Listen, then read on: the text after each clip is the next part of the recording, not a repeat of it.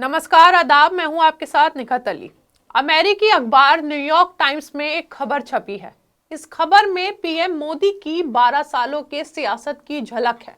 इस खबर में भारत में फैली हुई नफरत की झलक है। इस खबर में हिंदुओं के उस नफरत की झलक भी है जो ईसाइयों के त्योहार पर भारत में दिखाई गई। इस खबर में विश्व गुरु चिल्लाने वालों की इंटरनेशनल बेइज्जती है।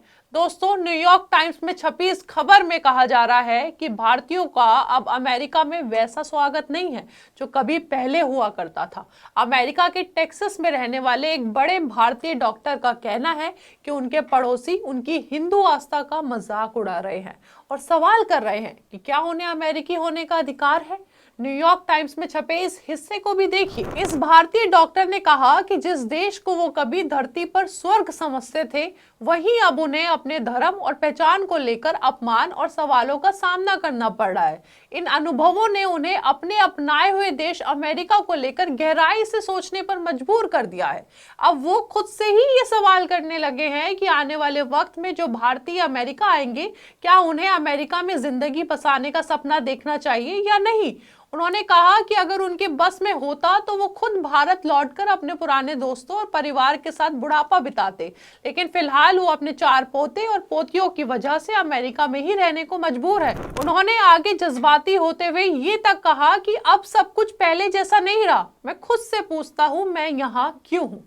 जो सालों से वहां रह रहे हैं उन्हें अब मुश्किलों का सामना करना पड़ रहा है। दोस्तों सोचिए, जो सालों से वहां रह रहे हैं आज ये क्यों कहने पर मजबूर हो गए हैं कि सब कुछ पहले जैसा नहीं रहा।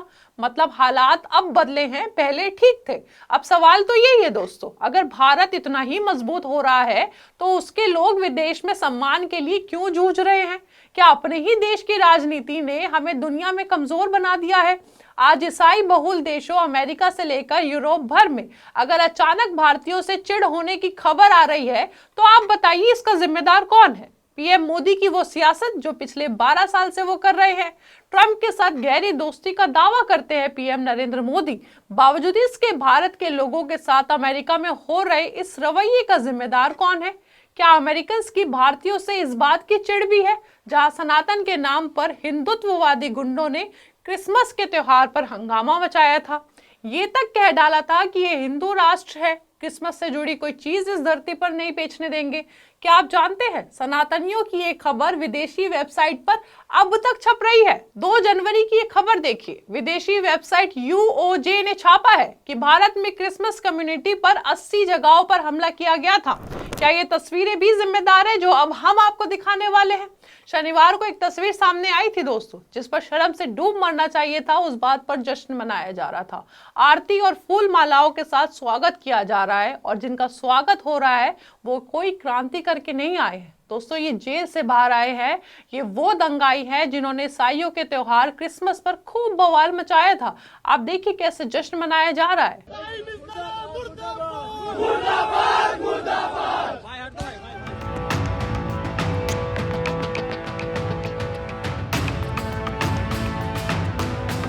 ये सारे वो दंगाई हैं जिन्होंने छत्तीसगढ़ की राजधानी रायपुर में मैग्नेटो मॉल के अंदर घुसकर क्रिसमस की सजावट में तोड़-फोड़ करके उसे पूरा बर्बाद कर दिया था, जिसकी वजह से लाखों रुपए का नुकसान भी हुआ था। आप ये तस्वीरें भी देख लीजिए याद करने के लिए।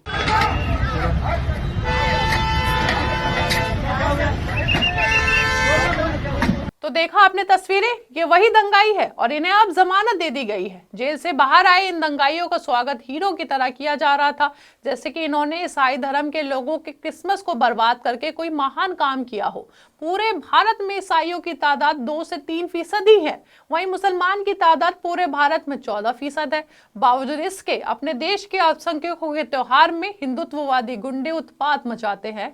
इन्हें उनके त्योहारों से डर लगता है, शायद इसीलिए दंगे करने पर उतर आते हैं। विरोध होने पर खानापूरी के लिए जेल भेजे जाते हैं, लेकिन कुछ ही दिनों में जमानत पर बाहर आ जाते हैं। तस्वीरों में आपने देखा होगा कैसे ईसाइयों को लेकर अब भी मुर्दाबाद के नारे लगाए जा रहे थे। बहरहाल बीजेपी राज में ये पहली बार नहीं है जब आरोपियों का फूल और माला के साथ स्वागत किया जा रहा है। बिल्किसबानो के दोषियों का भी ऐसे ही स्वागत हुआ था, अगर आप भूले नहीं है तो। जमानत पर छूटे सारे गुंडे बीजेपी के समर्थक बजरंग दल संगठन से है। इन सभी को 27 दिसंबर को गिरफ्तार किया गया था और 2 जनवरी को सबको जमानत भी दे दी गई। दोस्तों जिस राजनीति में तालियां सबसे ज्यादा नफरत पर बजती हो, वहां अमन कैसे बचेगा? अगर सरकार हर असहमति को देशद्रोह और हर अल्पसंख्यक को शक की निगाह से देखेगी तो समाज तो टूटेगा ही। ये सब संयोग नहीं है, ये उस माहौल का नतीजा है जो ऊपर से नीचे तक फैलाया गया है।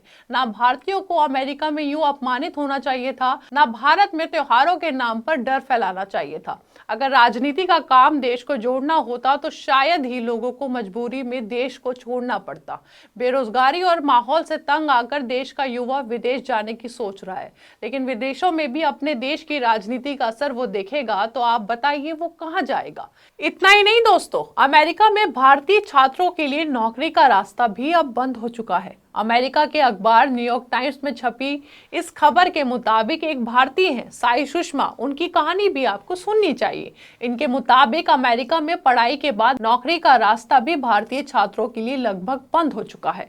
हैदराबाद की रहने वाली साई सुषमा पसुपुलेटी, जो 2023 में अमेरिका की यूनिवर्सिटी ऑफ ह्यूस्टन में इंजीनियरिंग में पीएचडी करने आई थी, उनके लिए नौकरी का रास्ता बंद हो चुका है। साई सुषमा ने कुछ महीने पहले यूनिवर्सिटी में आयोजित एक जॉब फेयर में हिस्सा लिया था। हाथ में रिज्यूमे लेकर वो एक के बाद एक स्टॉल पर पहुंची, लेकिन हर जगह उनसे सिर्फ एक ही सवाल पूछा गया, क्या आप अमेरिकी नागरिक हैं? जब उन्होंने कहा नहीं तो उन्हें बिना रिज्यूमे देखे ही लौटा दिया गया।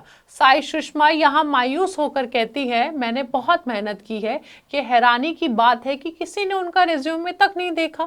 साई सुषमा भारत में एक टॉपर छात्रा हुआ करती थी दोस्तों। हैदराबाद के एक बड़े कॉलेज से उन्होंने मास्टर्स किया और अपने थीसिस के लिए उन्हें पुरस्कार तक मिला है। उनके प्रोफेसरों ने उन्हें विदेश जाकर डॉक्टरेट करने के लिए प्रोत्साहित किया था, लेकिन अब वो अपने हालात पर मायूस है और भावुक होकर कहती है कि वो जिस जगह पहुंची है वो जमीन अब हिलती हुई लगती है। वो कोई सुरक्षित जगह ढूंढना चाहती है। साई सुषमा समझ नहीं पा रही है कि अचानक ऐसा क्या हुआ कि जिस अमेरिका ने उन्हें इतना पढ़ाया लिखाया, वही अमेरिका अब उन्हें वापस भेजना चाहता है। अब सवाल तो मोदी सरकार की नीतियों पर भी उठता है साई सुषमा की कहानी सुनने के बाद, कि क्या जवाब है मोदी जी के पास साई सुषमा की इस मायूसी का जो वो अमेरिका में इस वक्त झेल रही है। इतनी मेहनत और पढ़ाई के बाद भी उन्हें नौकरी नहीं दी जा रही है, सिर्फ उनकी पहचान भारतीय होने पर। ऐसा क्या हो गया पिछले 12 सालों में कि आज भारतीयों को ये सब झेलना पड़ रहा है विदेश में?